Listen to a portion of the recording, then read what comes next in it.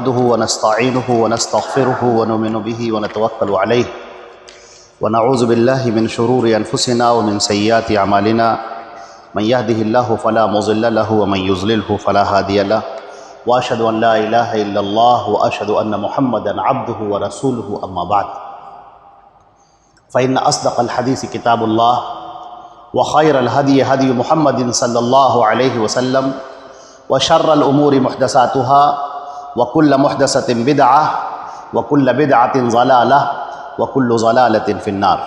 أعوذ بالله السميع العليم من الشيطان الرجيم وأن هذا صراطي مستقيما فاتبعوه ولا تتبعوا السبل فتفرق بكم عن سبيله ذلكم وصاكم به لعلكم تتقون. تمام تعریفیں اللہ رب العزت کے لیے ہیں جو ہمارا خالق و مالک ہے، آسمانوں اور زمین کا پیدا کرنے والا اور کل کائنات کا تنہا پالنہار ہے، جو وحدہ لا شریک لہ ہے، اپنے معاملات کو انجام دیتا ہے، کسی کی مجال نہیں کہ اس سے سوال کر سکے اور وہ جس سے چاہے سوال کرے، سب کے سب اس کے محتاج ہیں اور وہ کسی کا محتاج نہیں، وہ حی اور قیوم ہے۔ اللہ کی حمد و ثنا کے بعد درود اور سلام ہو حضرت محمد مصطفیٰ صلی اللہ علیہ وسلم پر جو خاتم النبیین ہیں، سید الاولین والآخرین ہیں۔ آپ کی ذات پر اللہ نے شریعت کو مکمل فرما دیا اور فرمایا الیوم اکملت لکم دینکم، آج کے دن میں نے تمہارا دین مکمل کر دیا، واتممت علیکم نعمتی، اور اپنی نعمت تم پر تمام کر دی، ورضیت لکم الاسلام دین، اور میں دین اسلام سے راضی ہو گیا۔ اللہ کا درود و سلام ہو تمام انبیاء کرام پر، اس کی رحمتیں اور برکتیں ہوں تمام صحابہ کرام اور صحابیات پر اور کل مومنین موحدین و موحدات پر۔ حضرات گرامی، یہ میں نے آج جو آیت پڑھی ہے، اللہ رب العزت نے ارشاد فرمایا وَأَنَّ هَذَا صِرَاطِي مُسْتَقِيمًا، اور یہ میرا سیدھا راستہ ہے، صراط مستقیم ہے، فَاتَّبِعُوهُ، اس کی پیروی کرو، وَلَا تَتَّبِعُوا السُّبُلَ فَتَفَرَّقَ بِكُمْ عَنْ سَبِيلِهِ، اور اس کو چھوڑ کر دوسرے راستوں کی پیروی مت کرو ورنہ شیطان تم کو راستے سے گمراہ کر دے گا۔ اللہ تمہیں اس چیز کی وصیت کر رہا ہے، یعنی تاکیداً یہ بات کہی جا رہی ہے شاید کہ تم اس بات کو سمجھ سکو اور تقوی والے بن جاؤ۔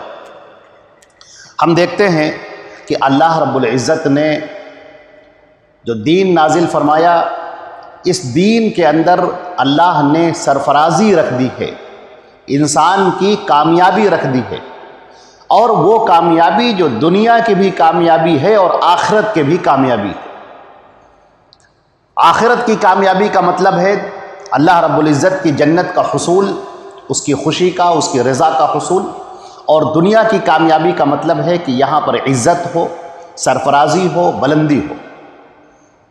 اللہ رب العزت نے حضرت محمد مصطفیٰ صلی اللہ علیہ وسلم سے پہلے بھی جو انبیاء کرام بھیجے، جن میں سیدنا موسیٰ علیہ السلام، حضرت عیسیٰ علیہ السلام، حضرت داؤد علیہ السلام، ان کے نام بہت نمایاں ہیں۔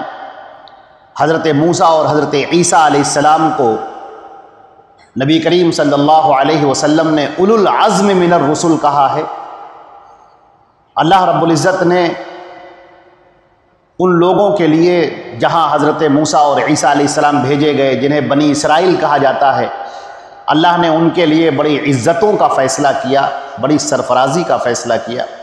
سورہ بقرہ میں اللہ رب العزت نے ارشاد فرمایا یا بنی اسرائیل اذکروا نعمتی التی انعمت علیکم وانی فضلتکم علی العالمین، اے بنی اسرائیل یاد کرو اس وقت کو جب ہم نے تم کو پوری دنیا پر فضیلت دے دی تھی، پوری دنیا پر ہم نے تم کو فضیلت دی تھی، یاد کرو اس وقت کو۔ غور کرنے کی بات یہ ہے کہ یہ کیا فلسفہ ہے۔ اللہ رب العزت نے دین نازل فرمایا، دین کے اندر کامیابی رکھی، کامرانی رکھی، دنیا اور آخرت کی بھلائیاں رکھیں، اللہ رب العزت نے اپنی رضا اس کے ساتھ میں منسلک فرما دی۔ پھر یہ بنی اسرائیل کا جو اللہ رب العزت نے تذکرہ فرمایا، یہ کیا ہے، اس کے پیچھے وجہ کیا ہے؟ امت محمدیہ سے جو بات کہی جا رہی ہے، اللہ کے نبی صلی اللہ علیہ وسلم کے اوپر جو قرآن پاک نازل کیا جا رہا ہے، تذکرہ اس کے اندر بنی اسرائیل کا ہو رہا ہے۔ آخر اس کے پیچھے کیا راز ہے؟ جب آپ دیکھیں گے تو آپ کو نظر آئے گا کہ اللہ رب العزت نے ہمارے سامنے ایک قوم کی مثال رکھی ہے کہ ذرا اس قوم کو دیکھو جو تمہارے سامنے ہے، جو تمہاری آنکھوں کے سامنے ہے، اس کی تاریخ تمہاری آنکھوں کے سامنے ہے۔ ہم نے اس کو سربلند کیا تھا، سرفراز کیا تھا، ہم نے اس کو دنیا کے اندر بھی بڑی عزتیں عطا کی تھی اور آخرت میں ان کے لیے انتہائی بلندی کا وعدہ تھا، مگر اس قوم نے اپنے آپ کو برباد کر ڈالا۔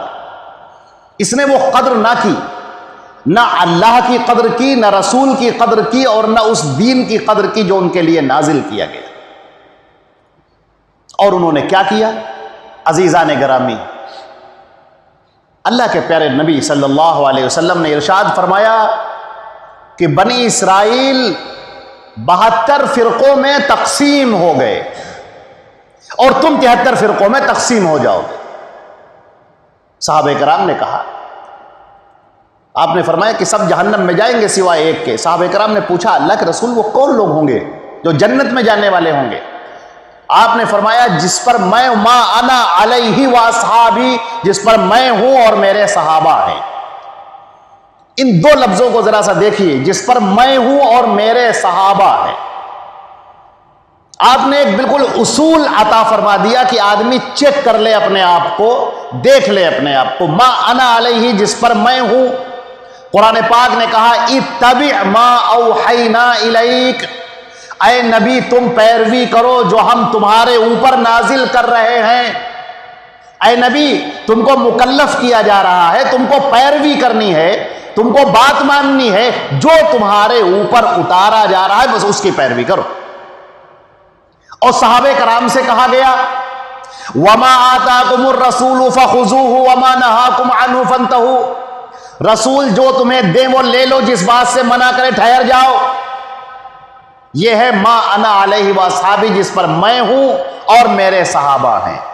اللہ کے رسول کس پر ہیں؟ جو ان کے اوپر وحی کی جا رہی ہے اس کی ان کو پیروی کرنی ہے، اللہ کا یہ حکم ہے۔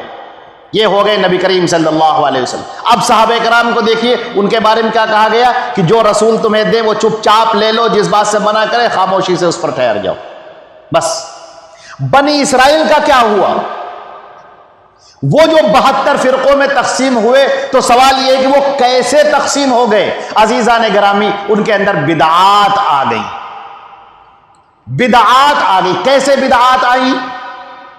ان کے درمیان میں تورات موجود ہے، سیدنا موسیٰ علیہ السلام جیسا عظیم الشان رسول ان کے درمیان موجود ہے، جو ان کو سکھا رہے ہیں، بتا رہے ہیں، دین کی باتیں بتا رہے ہیں۔ تورات نازل کر دی گئی، فرما دیا گیا فیہ ہدی و نور، اس کے لیے تمہارے لیے ہدایت ہے اور تمہارے لیے روشنی کا سامان ہے، یہ تورات تمہارے سامنے ہے۔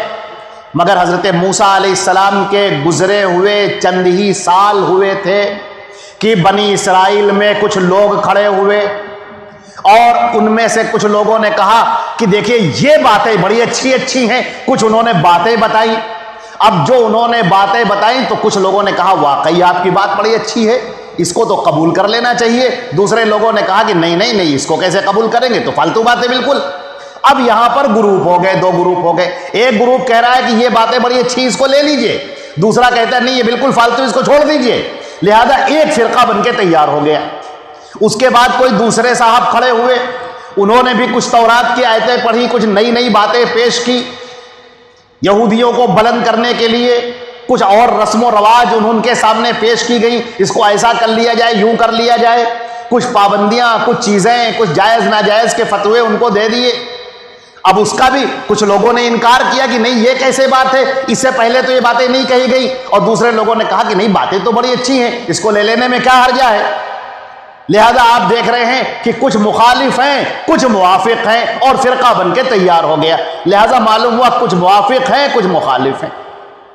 آدمی کی رائے، آدمی کا قول، آدمی کی باتیں، آدمی کے خیالات، آدمی کی عمدہ نصیحتیں، اس کے بنائے ہوئے قوانین، اس کے بنائے ہوئے رسوم اور رواج، یہ لوگوں کے درمیان جب قبول پکڑ لیتے ہیں تو وہ بدعت بنتی ہے۔ یہودیوں کو اس کے بارے میں کوئی اختلاف، جتنے یہودی تھے جو 72 فرقوں میں تقسیم ہوئے، ان میں کسی کو اس بات سے کوئی اختلاف نہیں تھا کہ حضرت موسیٰ اللہ کے مقرب ہیں، اللہ نے ان کو بھیجا ہے اور انہی کے ساتھ میں ہدایت جڑی ہوئی ہے۔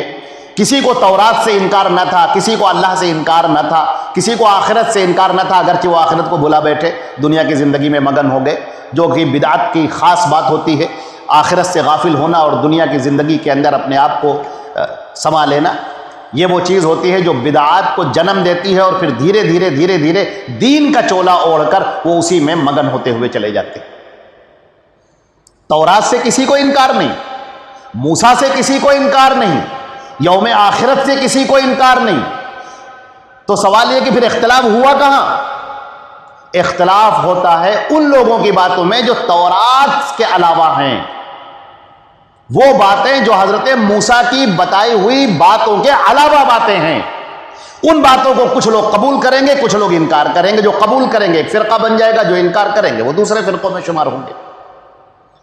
عزیزان گرامی، جب اس طرح دین کے اندر لوگوں کی باتیں داخل ہوتی ہیں، علاقائی رسم و رواج داخل ہوتے ہیں، انسان کے اپنے تصورات داخل ہوتے ہیں، انسان کی اپنی آراء، افکار و خیالات داخل ہوتے ہیں، اس کی اپنی اوپینین داخل ہوتی ہے، تو آپ یاد رکھیں پھر یہ بدعت کہلاتی ہے، کیونکہ یہ چیز دین کے اندر تھی نہیں اور یہ اب داخل کرتی ہے۔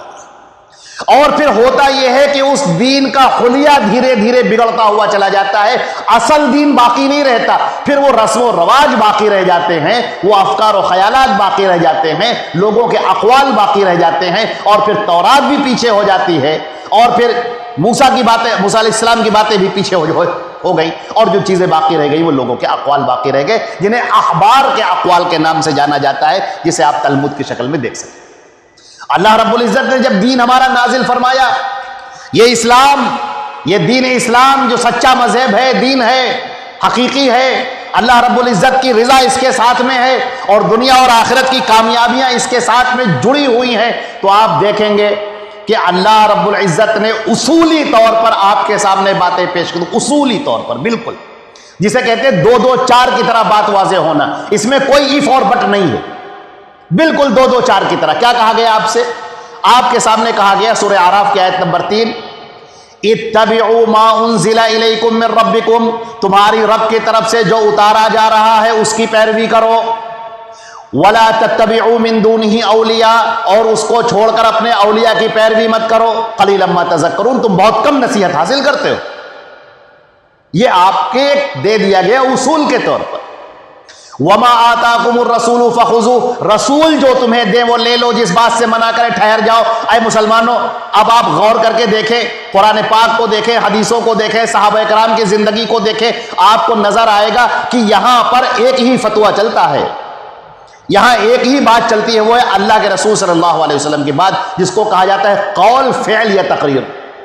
قول، آپ نے کوئی بات ارشاد فرمائی، فعل آپ نے خود عمل کیا، اور تقریر آپ کے سامنے کوئی کام کیا گیا اور آپ نے اس پر سکوت اور خاموشی اختیار کی، یہ چیز شریعت بن جاتی ہے اور حجت بن جاتی ہے، اور یہیں سے شریعت بند ہو جاتی ہے۔ اس کے بعد پھر شریعت کا دائرہ باقی نہیں رہتا۔ اب اس کے بعد اگر لوگ اپنی اپنی چیزیں دین میں داخل کرنا شروع کر دیتے ہیں تو وہ پھر بدعت بن جاتی۔ دیکھیں بدعت کہتے کس کو ہیں؟ بدعت کی جو لغوی معنی ہیں، اس کے معنی انشاء الشیء لا علی مثال سابق۔ جوہری نے اس کو بیان کیا جو بہت مشہور لغوی ہے کہ بدعت کہتے ہیں کسی ایسی چیز کا بنانا جس کی پہلے کوئی مثال موجود نہ ہو۔ شریعت میں کہتے ہیں، علامہ ابن رجب رحمہ اللہ نے جامع العلوم کے اندر جو بدعت کی تعریف کی ہے، انہوں نے فرمایا بدعت ہر وہ عمل ہے جس کی شریعت میں کوئی اصل موجود نہ ہو۔ آپ کا عقیدہ، آپ کا عمل، آپ کا برتاؤ، دین کے اندر کے مسائل، وہ چیزیں شریعت میں جس کی کوئی اصل موجود نہ ہو اور پھر بھی آپ کر رہے ہوں تو یہ سمجھ لیے کہ بدعت۔ میں ایک مثال دیتا ہوں آپ کے سامنے، جیسے دودھ کے اندر جو لوگ پانی ملا دیتے ہیں، تو ہم نے سنا ہے کوئی ایک ایسا آلہ آتا ہے، ایک جانچنے کی کوئی مشین آتی ہے کہ اس کے اندر اتنا ڈبو دیا جاتا ہے تو وہ بتا دیتی ہے مشین کہ اتنا دودھ ہے اور اتنا پانی ہے۔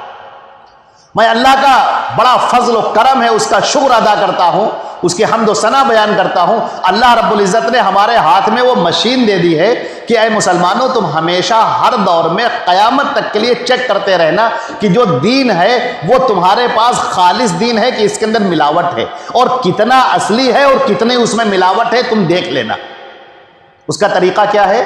اس کا طریقہ یہ ہے نبی کریم صلی اللہ علیہ وسلم کی صحیح احادیث، قرآن اور حدیث، یہ دو ایسی چیزیں ہیں، آپ اس سے چیک کر لیجئے، آپ اس سے دیکھ لیجئے کہ آپ کے پاس وہ دین ہے یا آپ کے پاس وہ بدعت ہے۔ دین کے اندر مثال کے طور پر کوئی مر جاتا ہے تو تیجا ہوتا ہے، 40واں ہوتا ہے، کیا اس کے دین میں کوئی اصل موجود ہے؟ اللہ کے نبی صلی اللہ علیہ وسلم کے سامنے آپ کی بیٹیوں کا، آپ کی بیویوں کا، آپ کے بیٹوں کا، آپ کے صحابہ کا انتقال ہوتا ہے، نہ کوئی تیجا ہوتا ہے، نہ کوئی 40واں ہوتا ہے، نہ کوئی برسی ہوتی ہے، اور تو اور قرآن خوانی بھی نہیں ہوتی۔ ہمارے ہاں ہو رہی ہے۔ اب عزیزان گرامی، اب یہ فیصلہ آپ کو کرنا ہے کہ آپ اللہ کے رسول صلی اللہ علیہ وسلم کے طریقے پر چلیں گے یا اپنے طریقے پر چلیں گے، اپنے رسم و رواج کے اوپر چلیں گے، آپ کو دیکھ لینا ہے۔ نبی کریم صلی اللہ علیہ وسلم روزہ رکھا کرتے تھے، صحابہ کرام کو روزہ رکھنا سکھایا کرتے تھے، روزے کے مسائل بتایا کرتے تھے، سحری کے مسائل بتایا کرتے تھے، افطار کے مسائل بتایا کرتے تھے، ایسے سحری کرنا ہے اور ایسے نہیں کرنا ہے، اس چیز سے روزہ ٹوٹ جاتا ہے اور اس چیز سے روزہ نہیں ٹوٹتا، ساری تفصیلات بتا رہے ہیں۔ لیکن کبھی آپ نے نہیں بتایا کہ تم ایسا کرنا کہ نیت یہ کرنا بصوم غد نویت للہ تعالی من شہر رمضان، یہ کبھی نہ کرنا۔ آج ہمارے ہاں جنتریاں چھپتی ہیں، کارڈز چھپتے ہیں، باقاعدہ اس پر لکھا ہوا بصوم غد نویت للہ تعالی من شہر۔ اب آپ دیکھ سکتے ہیں، ایک طرف سنت ہے، ایک طرف بدعت ہے، ایک طرف نبی پاک صلی اللہ علیہ وسلم کا طریقہ ہے اور ایک طرف آپ کا اپنا بنایا ہوا طریقہ ہے۔ اب عزیزان گرامی، بالکل دل پر ہاتھ رکھ کر سچے طریقے سے بتانا کہ تم نبی کے طریقے سے الگ ہٹ کر چلو گے تو کیا تمہیں عزتیں ملیں گی؟ آپ سوچ کے دیکھیے تھوڑا۔ میں آ کے آپ کو مثال دیتا ہوں، ایک چھوٹی سی مثال ہے۔ ترمذی کے اندر کتاب الادب میں بیان کیا گیا، حضرت نافع مولا ابن عمر رضی اللہ تعالیٰ عنہ بیان کرتے ہیں، نافع بیان کرتے ہیں، عبداللہ ابن عمر رضی اللہ تعالیٰ عنہ بیٹھے ہوئے ہیں کہ ایک صاحب کے چھینک آئی، انہوں نے کہا الحمدللہ والصلاۃ علی رسول اللہ۔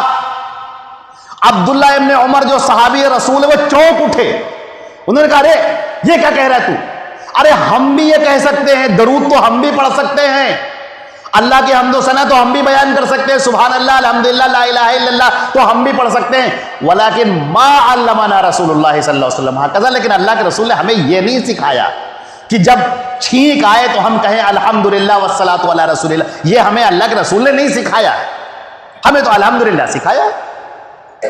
دیکھیے ان کو یہ بات بھی گوارا نہیں ہے کہ ایسے موقع پر آپ درود پڑھیں، نہ، کیونکہ نبی کے طریقے سے ہٹا ہوا ہے۔ میں آپ کے سامنے ایک سیدھی مثال دیتا ہوں، مسجد میں آپ داخل ہوتے ہیں تو آپ دعا پڑھتے ہیں، اللہم افتح لی ابواب رحمت، درود پڑھتے ہیں پھر دعا پڑھتے ہیں۔ آپ اگر سوچیں کہ یہ دعا تو بڑی اچھی ہے، کیوں نہ ایسا کیا جائے کہ جب ہم مسجد سے نکلنے لگے تب اس کو پڑھیں، یا جب ہم وضو کر لیں تب اس دعا کو پڑھا کریں، کیونکہ دعا بڑی اچھی ہے یہ۔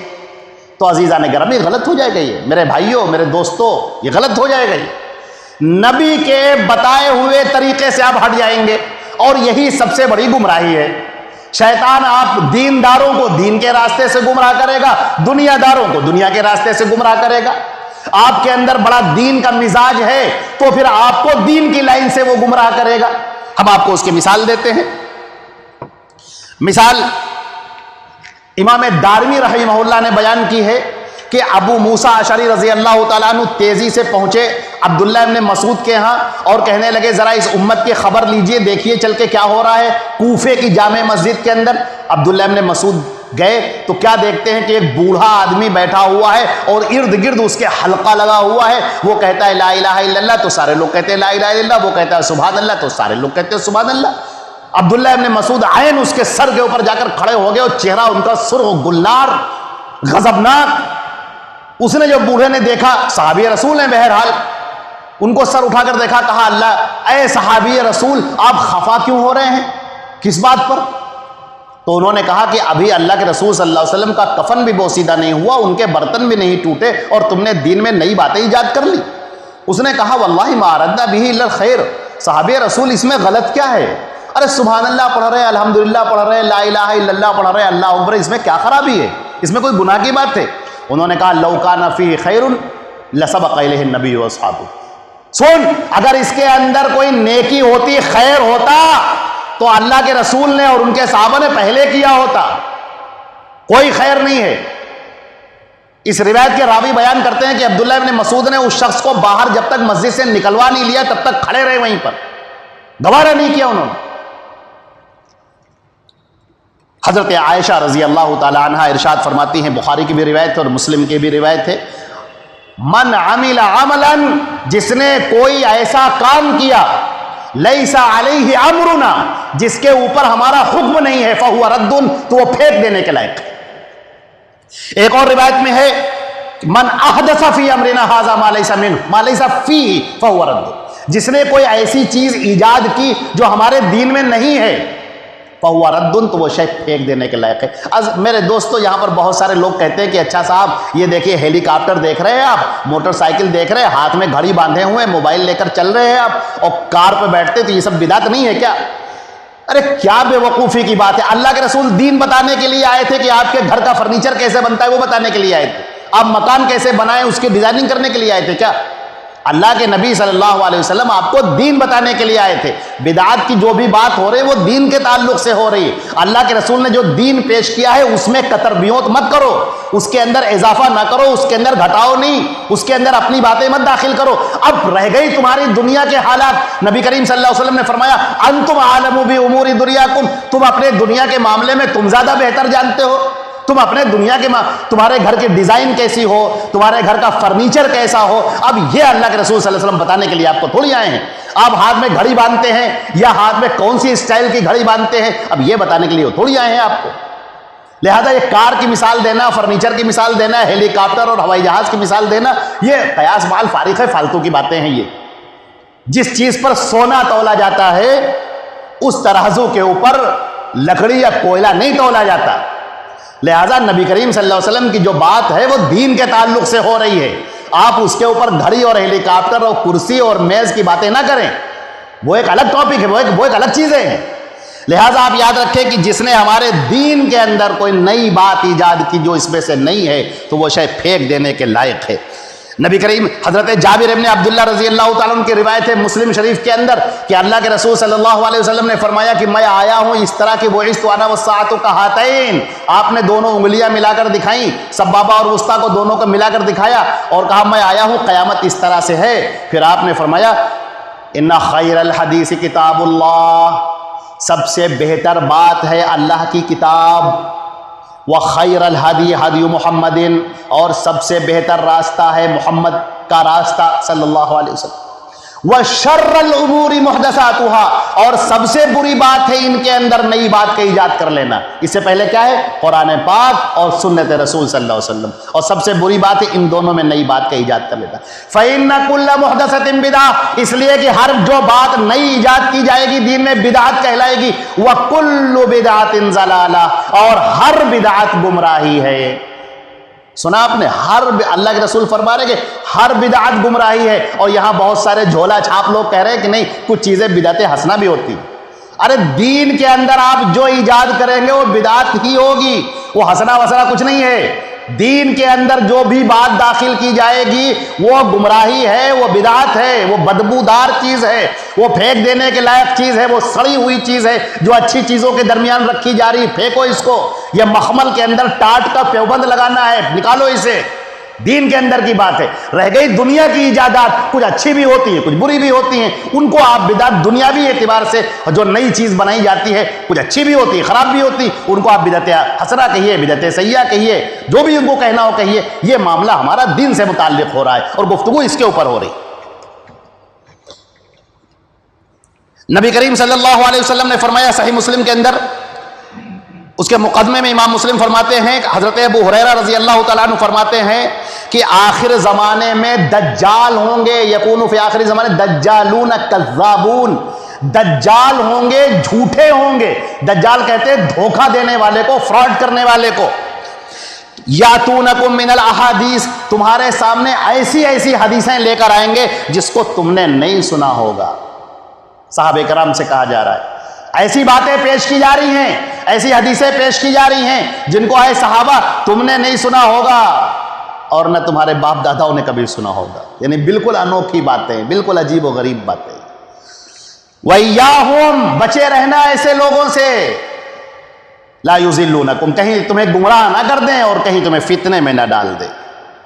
بخاری اور مسلم کی ایک روایت ہے، نبی کریم صلی اللہ علیہ وسلم نے فرمایا من رغب عن سنتی فلیس منی، جس نے میری سنت سے اعراض کیا وہ مجھ میں سے نہیں ہے.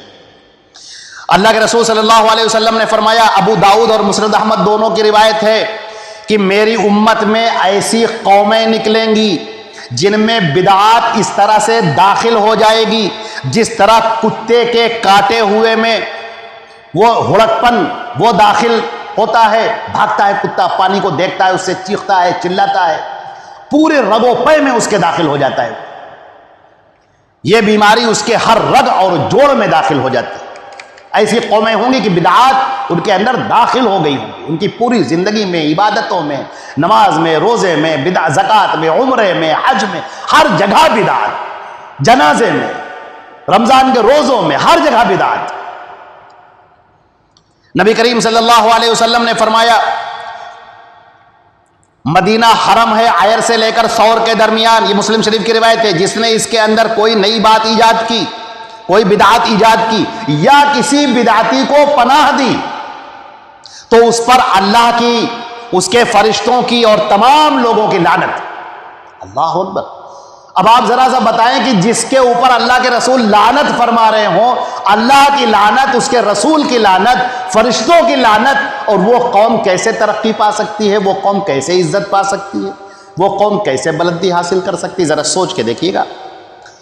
شریعہ جو امام آجوری رحمہ اللہ کی کتاب ہے، کہتے ہیں من وقر صاحب بدعت، جس نے کسی بدعتی کی تعظیم کی، اس کی عزت کی، فقد اعان علی ہدم الاسلام، اس نے اسلام کو ڈھا دینے میں مدد کی. ایک آخری روایت ہے، بخاری اور مسلم دونوں کی روایت ہے، سہل ابن سعد رضی اللہ تعالیٰ عنہ کی. نبی کریم صلی اللہ علیہ وسلم فرماتے ہیں انی فرطکم علی الحوض، میں حوض کوثر پر تم سے پہلے پہنچ جاؤں گا. جو اس میں کا پانی ایک مرتبہ پی لے گا وہ کبھی پیاسا نہیں ہوگا. میدان محشر میں جہاں 50,000 سال کھڑے رہنا ہے. نبی کریم صلی اللہ علیہ وسلم فرماتے ہیں کہ میں لوگوں کو پانی پلا رہا ہوں گا کہ کچھ لوگ ادھر سے آتے ہوئے نظر آئیں گے اور فرشتے ان کو روک رہے ہوں گے. میں کہوں گا کہ اے فرشتوں آنے دو، یہ میرے ہی لوگ ہیں، میرے اپنے لوگ ہیں، آنے دو ان کو. فرشتے کہیں گے انک لا تدری، آپ نہیں جانتے، ما احدثوا بعدک، کہ آپ کے بعد انہوں نے کیا کیا دین میں نئی نئی باتیں ایجاد کر لی. یہ بات سن کر اللہ کے رسول صلی اللہ علیہ وسلم غصے میں فرمائیں گے، غضبناک ہو کر فرمائیں گے سحقا سحقا لما غیروا بعدی، دور کرو دور کرو ان کو میری نگاہوں کے سامنے سے، انہوں نے میرے دین کو بدل دیا. حضرات گرامی، بس آپ سے ہماری یہی درخواست ہے کہ آپ دین پر عمل کریں تو ذرا سا چیک کر لیں، قرآن کی روشنی میں اور صحیح احادیث کی روشنی میں آپ اسے چیک کر لیں کہ جو دین پر آپ عمل کرنے جا رہے ہیں وہ اصلی دین ہے، واقعی دین ہے، جو اللہ کے رسول صلی اللہ علیہ وسلم پر نازل ہوا ہے وہی دین ہے، یا لوگوں کی اپنی بدعتیں ہیں، رسم و رواج ہیں، لوگوں کے بنائے ہوئے قانون ہیں، لوگوں کے اپنی ذہنی اپج ہے. یہ ساری چیزیں تو نہیں ہیں. صحیح دین کے ساتھ میں اللہ رب العزت ہم کو اور آپ کو عمل کرنے کی توفیق عطا فرمائے. وآخر دعوانا الحمدللہ رب العالمین. اقول قولی